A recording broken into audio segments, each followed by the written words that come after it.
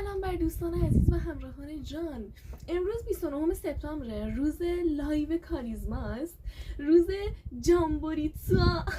خیلی هیجان انگیزه، تور جامبوری و این در واقع اولین لایو کاریزماست که من دارم میرم و خیلی براش هیجان دارم. اما این ویدیو امروز در مورد لایو کاریزما نیست، به خاطر اینکه احتمالاً اونجا چیز خاصی نباشه که براتون فیلمشو بگیرم. اگه بود میگیرم میذارم تو این ویدیو، ولی اگه نبود خب نیست متاسفانه. ویدیوی امروز در مورد یک آیتمیه که من خیلی وقت بود میخواستم سفارش بدم و از وقتی که رسیده خیلی هیجان شدم که میخوام بهتون نشون بدم، ولی تحمل کردم تا این روزی که بتونم قشنگ ویدیو بگیرم. و اون آیتم اینه، این عطریه که من دادم برای خودم ساختن. اوکی، واقعا چیز هیجان انگیزیه، به خاطر اینکه من تا حالا عطر تمام کاراکترهای مورد علاقه رو امتحان کردم و عطرهایی که بر اساس ایمیج اونا ساختن رو میدونم چجوریه. حالا دادم بر اساس ایمیج خودم، بر اساس کاراکتر خودم برام عطر ساختن. این خیلی هیجان انگیزه.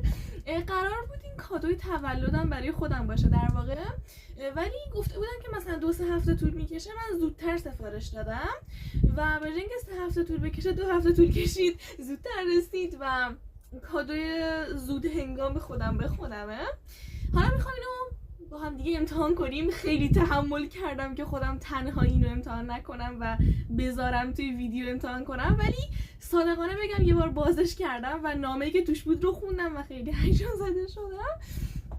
اول میخوام براتون توضیحاتی که خودم بهشون دادم رو بخونم تا بدونید اونا برای چه شخصیتی عطر ساختن و در واقع اینکه من چه جور شخصیتی دارم، چون نمیدونم شما که منو از پشت اسکرین میبینید برداشتتون از من چیه، مثلا به نظرتون من چه جور شخصیتی ام، ولی من این جور شخصیتی هم که الان براتون میخونم. خود متنش مسلما ژاپنیه، اینجا عکسشو براتون میذارم، ولی من برای اینکه راحت‌تر پیش بره از روش فارسی براتون میخونم، چون از روی متن ژاپنی میخوام فارسی بخونم. اگه یکم جمله بندیام عقب جلو بود ببخشید دیگه، ترجمه همزمانه. و در مورد خودم سوم شخص نوشتم. باور داره که خودش نابغه‌ای بالاتر از انسانه و به شدت درتره. طرز تفکرش اینجوریه که خودش خاصه و با دیگر انسان‌ها فرق میکنه، به خاطر همین به راحتی نمیتونه با بقیه اینتراکت کنه و ارتباط بگیره. علاقه‌ای هم نداره. آره، نه تواناییشو دارم نه علاقه‌شو، صادقانه. به خاطر اینکه به شدت خودخواه و نارسیسته، معمولا به غیر از خودش به کسی فکر نمیکنه، اما به خاطر اینکه شخصیت آرومی داره و آداب اخلاقی خوبی داره، معمولا برای دیگران دردسر درست نمیکنه. انسان خنثیه و نمیشه گفت ذاتش کثیفه، اما به دیگران فکر نمیکنه. احساس در واقع انسان دوستی، کلمش انسان دوستیه، انسان دوستی نداره و خودش همینو میدونه، برای همین گاهن خودش رو شیطان صدا میزنه. معمولا بی احساس و آدم سردیه، اما برای خانواده‌اش و کسی که دوستش داشته باشه خیلی هم شیرینه. از اینکه به کسی دست بزنه یا توسط کسی لمس بشه واقعا بدش میاد، اما در نقطه مقابل این با خانواده‌اش و کسی که دوست داشته باشه لمس فیزیکی براش مهمه. آره، من اینجوری هم که مثلا کلا بدم میاد به کسی دست بزنم یا بهم دست بزنن، ولی اگه خانواده‌ام باشه یا دوستش داشته باشم طرفو ولش نمیکنم. با کنتا مثلا وقتی که هدفی داشته باشه یا چیزی رو بخواد به روشش فکر نمیکنه، به هر روشی که شده، هر چیزی رو هم که قربانی کنه به هدفش میرسه و چیزی که میخواد رو به دست میاره. به خاطر اینکه آدم درونگرایی از جمعیت خوشش نمیاد و از اونجایی که آدم منطقی پیش میاد که حتی زمانهای احساسات خودش رو هم درک نکنه. بیشتر شبیه رباتم، اوکی؟ و در ادامه زود عصبانی میشه و زود جوشه، اما به خاطر اینکه نمیخواد دردسر یا مشکلی براش پیش بیاد توی فضای عمومی معمولا خشمش رو ابراز نمیکنه. استایلش دخترونه نه زنونه است و در مورد خودش کاملا استایلش زنونه است و خودش رو کاملا به عنوان یک زن قبول داره، جنس مؤنث، اما افکار مردونه‌ای مثل دوست دارم طرفم تحت سلطه من باشه هم داره. آبرومو دارم اینجا میبرم. برای همین که توسط کسی کنترل بشه و کسی روش سلطه داشته باشه رو اصلا نمیتونه تحمل کنه و برای همین همیشه تلاش میکنه که برتر باشه. به ظاهر اخلاق و شخصیت و مهارتش اعتماد داره، یعنی اعتماد به نفس در واقع کلمشه، ولی خب این که توی فارسی بخوای بگی مثلا به اخلاقیاتش اعتماد به نفس داره خیلی جمله بندی عجیبی میشه. برای همین هر کسی هم هر چی بهش بگه متزلزل نمیشه، خصوصا به دانش و آداب و اخلاق خودش و الیگنس و وقارش خیلی افتخار میکنه. از لاکچری زندگی کردن و تجملاتی زندگی کردن خوشش میاد و اگه کسی هم باشه که براش مهمه و دوستش داره، دوست داره براش اون تجملات و چیزای لاکچری رو فراهم کنه و اینجوری عشقش رو نشون میده. عشقش برای خانواده‌اش یا کسی که دوستش داره بی قید و شرطه، اما پیش میاد که مالکیت طلب باشه. پازسیو هستم، مالکیت طلب هستم. خب حالا که توضیحاتی که خودم براشون نوشتم رو خوندیم، بیاید این رو باز کنیم و نامه‌ای که برام نوشتن رو بخونیم، چون اوکی من جدی خیلی سرش هیجان زده شدم. اوکی اجازه بدید.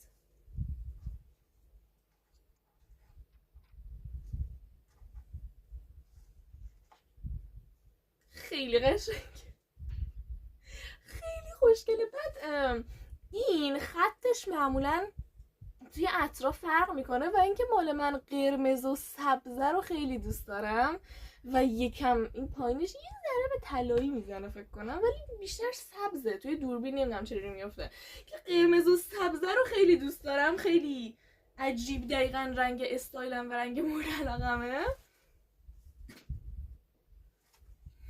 و این در واقع نامه‌ایه که برام نوشتن. اینجا کداشونه، توییترشون و اینجور چیزا، و وقتی باز میکنی نامه‌ای که توش نوشتن برعکس میرور میفته، ولی خب. و اینجا توضیح داده که ترکیبات عطر چیه. این واقعا خفن ترین چیزیه که من توی عمرم برای خودم خریدم. حالا اجازه بدید نامه‌ای که برام نوشتن رو براتون بخونم. اوکی ببینید این واقعا منو هیجان زده کرد، به خاطر اینکه من خودم مثلا شخصیتی که دارم همونطور که اونجا هم گفتم با شخصیت خودم هیچ مشکلی ندارم و بهش افتخارم میکنم، ولی شخصیت من خیلی تایپ شخصیتیه که از جامعه ترد میشه، چون اینجوریه که تو چرا خودت میگیری، مثلا چرا انقدر سردی، اصلا ارتباط نمیگیری با آدم و این باعث میشه خیلی آدم ترد بشه. مشکلی هم باش ندارم چون واقعا علاقه‌ای به مردم ندارم، ولی توی نامه‌ای که برام نوشته خیلی اینجوری بود که من با شخصیت این یارو خیلی حال کردم، اینی که عطرشو سفارش دادی و من خیلی هیجان زده شدم. اوکی ببینید براتون میخونم. نوشته که اول هوکوری تاکا یعنی خیلی مفتخر و مغرور، جیشی ماما یعنی خیلی به خودش اعتماد داره، خیلی اعتماد به نفس بالایی داره، و کداکان یعنی در واقع یک حالت اشرافی و با وقار داشته باشی و اینکه به راحتی کسی نمیتونه بهش نزدیک بشه. این جوابی که دادی نظرم رو جلب کرد، چشمم رو گرفت. اونی که این عطر رو برام ساخته واقعا خجالتم میده. گفته که تاپ نوتش وایولت لیفه، برگ وایولت، و وای خیلی هیجان زدم، نمیتونم هیجاناتم رو کنترل کنم. ولی آره گفته که توی تاپ نوتش عطر وایولت لیف احساس میشه. این باعث میشه که اون شخصیتی که توصیف شده عمیق‌تر احساس بشه و وایبش یه جوریه که انگار توی داخل جنگل وایولت لیف باشی و عطر خنکی داره که باعث میشه که مود و اتمسفر این خانم رو احساس بکنیم. دارم از ذوق میمیرم. هر چقدر اونجا گفتم که سرد و جدی و نمیشه بهش نزدیک شد و اینا، الان موز هیجان زدم صادقانه. بعد در ادامه گفته که اوکی، من سر اینجاش خیلی ذوق کردم. گفته که همچنین این که فکر میکنه خودش نابغه‌ای برتر از دیگرانه و این باور رو داره که با دیگران متفاوته، به نظر من یکی از بزرگترین جذبه هاشه. میریوکو میشه چارم در واقع و اینجوری بوده که این یکی از چارم های این خانومه. داداش خجالت هم نده، به خدا دارم سرخ و سفید میشم. ممنون مرسی که این همه نارسیست بودن من رو جذابیت میبینی. من به خدا واقعا هیجان زده شدم. اینجوری بود که عجب جذابیتی، فکر می‌کنه برتر از دیگران، عجب جذابیتی. مرسی، لطف داری داداش، کاش بودی حضوری ازت تشکر میکردم جدی. و در ادامه گفته که میدل نوتش، اون چیز وسطش، وایت لیلیه. نرم شدم. وایت لیلی، بله عطر وایت لیلی رو میشه احساس کرد. وایت لیلی خصوصیتش اینه که یک ایمپرشن کمرنگ از تمیز بودن و مرتب بودن میده. چقدر بانمک. اوکی ببینید، هانا کوتوبا میشه flower language و در واقع میگم زبان گل در واقع معانیه که گل ها دارن و توی ژاپن خیلی اینو جدی میگیرن. منم خیلی باش حال میکنم. و اینجا گفته که وایت لیلی هانا کوتوباش یا همون flower languageش افتخار به خود، احترام به خود و افتخاره. واقعا زیباست و گفته که به خاطر همین فکر میکنم با شخصیت این خانوم میخونه. نرم شدم. و حالا میخوام بهتون بگم ترکیباتش چیه، به خاطر اینکه این من خیلی هیجان زده کرد. چون درسته که دوتا از ترکیبات رو اینجا توضیح داد که علتشون چیه، ولی ترکیبات دیگه ای هم داره. ببینید تاپ نوتش لیمونه، لیموه. گالبانوم که یک نوع گله، مثل اینکه من معنیشو نمیدونم، باید بعدم برم در موردش تحقیق بکنم. و وایولت لیف که توضیح داد. میدل نوتش اگه اشتباه نخونم بیل لارل، نمیدونم چیه اصلا صادقانه، اولین بار میشنوم. احتمالا اینم یه گله. وایت لیلی که توضیح داد و لایلاک.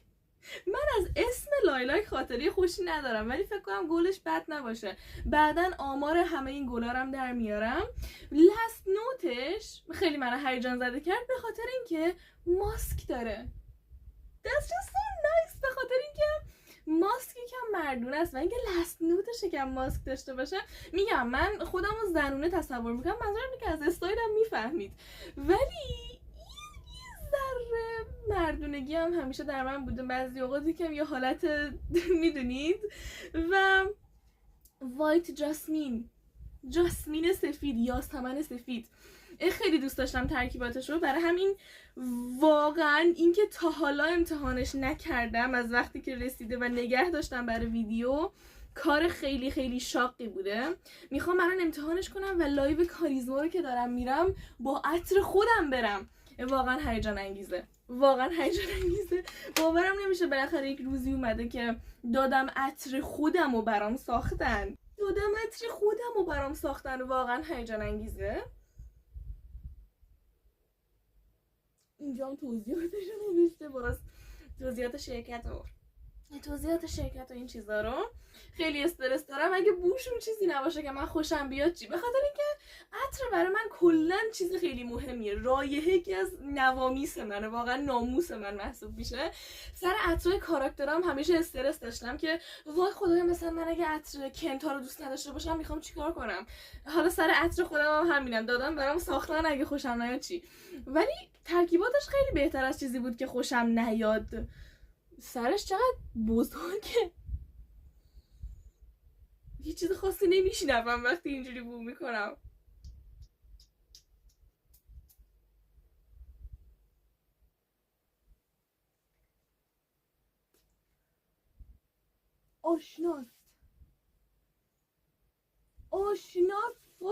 آشناست. مطمئنم این وای چقدر بوی خوبی میده. وای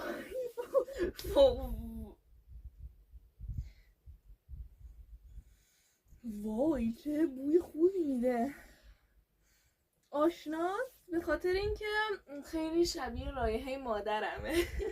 من و مادرم این رایحه خیلی یکسان داریم به خاطر اینکه شخصیتمون خیلی شبیه و کلا آدمای خیلی شبیه به همی هستیم. ولی مادرم از اونجایی که وای بوش چقدر خوبه نمیتونم تمرکز کنم روی حرف زدن، ولی از اونجایی که مادرم یک مقدار آدم صافتر و شیرینتر و مهربونتریه، رایحه‌ش هم شیرینتره. مال من یکم فقط سرده و اینکه الان این عطر رو میزنم و دقیقاً همون رایحه هست ولی شیرینیش واقعا کمتر از مادرمه. وای چقدر خوب ساختن، باورم نمیشه. من این عطر رو میخوام تا ابد به همه جام بکشم، خیلی خوبه واقعا. وای به آدمو میده، واقعا وای به آدمو میده، خیلی فوق العاده است. واقعا راضیم، اصلا پشیمون نیستم. این درست ترین کاری بود که تو زندگیم کردم. بالاخره عطر خودمو دارم، چون من همیشه این مشکل رو داشتم که مثلا وقتی میخوام برای خودم عطر بخرم، عطر کامل و 100% وای به منو نمیداد، ولی اینو به معنی واقعی کلمه برای شخصیت من ساختن. این عطر منه، عجب بوی خوبی هم میده، واقعا دوستش دارم. قشنگ همونجوری که دلم میخواست، هم سرده هم شیرینه ولی زیاد شیرین نیست، فوق العاده است. واقعا دارم لذت میبرم. من نمیدونم اگه بعد از این عطر کراشام از حرم سرا نمیان به سمت من، نمیشه تابن، پس چیکار میکنن؟ من این بو رو میدم، واقعا فوق العاده است. واقعا خیلی از بوش خوشم اومد، خیلی کار درستی کردم واقعا. و یه چیزی هم که تا حالا فکر میکردم میخوام بهتون بگم، توی چند تا ویدیو تا حالا بهش دقت کردم، من این انگشترم توی ویدیو میفته. خب نگاش کنید و همش فکر میکنم که شما ممکنه فکر کنید این واقعا حلقه ازدواجی چیزیه و من ازدواجی چیزی کردم. دوستان من کاملا سینگل به گور هستم و فقط یه 20 تا دوست پسر خیالی دارم، چند تا دوست پسر فیکشنال دارم و این انگشتر گوکولا اوکی. انگشتر گوکولا که به خاطر اینکه با سگا ازدواج کردیم بهشون پایبندیم، انگشترش هم دستمون میکنیم. فقط میخواستم همینو بگم که چون دوست ندارم سوء تفاهمی پیش بیاد، ولی این عطر فوق‌العاده است. عجب کادوی تولد خوبی به خودم دادم، عجب کار درستی. و حالا میرم که توی جامبوریتسو سلی کنم، خیلی خوشاینده، واقعا خوشحالم. متشکرم که امروز همراه من بودید، یکم از خودشیفتگی من رو تماشا کردید که رفتم برای خودم عطر گرفتم، انقدر از خودم تعریف کردم و الان ببینید من واقعا بوی خیلی خوبی میدم، خیلی خودم خیلی دارم حال میکنم. واقعا آدم شخص ازدواجه، کیس ازدواج نیستم، واقعا آدم به خودخواه نارسیست خطرناکیم، ولی حداقل آدم با کلاسیه. بهتره ویدیو رو ببندم تا بیشتر از این آبروی خودم رو نبردم. متشکرم که وقتتون رو به من اختصاص دادید و با من تا اینجا همراه بودید. دلم میاد شما گوهیه